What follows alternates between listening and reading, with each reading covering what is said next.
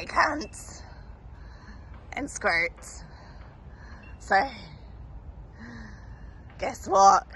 I had a man come up to me yesterday and he called himself a professional and he wanted to talk to me about his study on stress.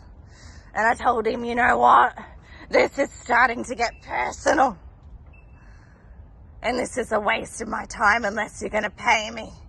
So, why can't you find someone to pay you? You know? Why do you have to come after me?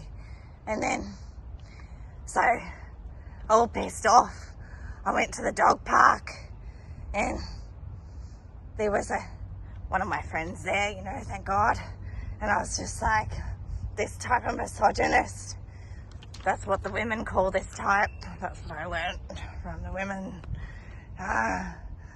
That it's actually not about stress, it's about not being able to see the asshole of the individual. And then I decided to, you know, talk to my friend about possible business idea because, you know, I got his contact details and everything, and like I might be able to convince him to make some money with me, you know.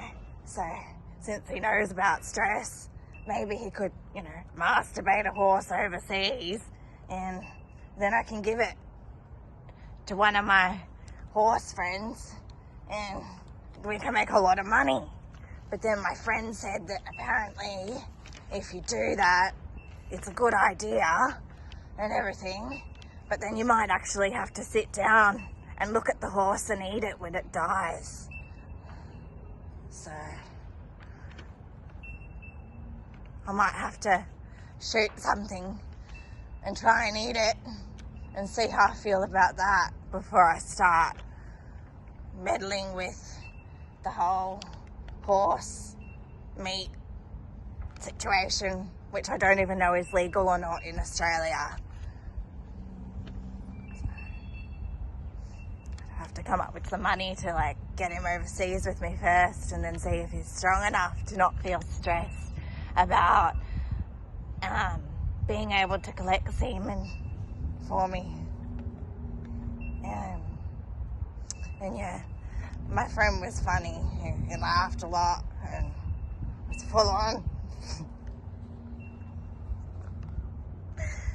And then I said to him, you know what? I'm going to think about it. And then I met another one of my friends who women like to call a chauvinistic pig.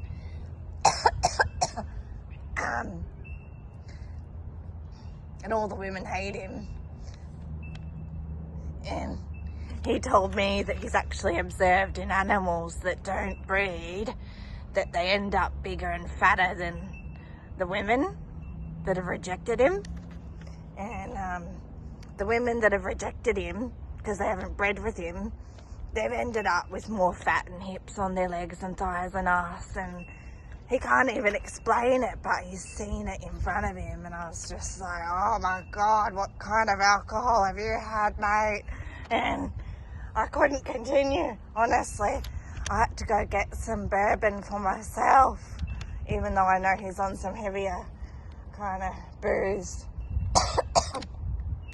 Even though, you know, I wanted to sort of bring him back to my house and sit him down in front of my camera and be like, can you show me photos of these women so I can compare to the animals that you've also been able to sit down and try to understand through your observations, mate.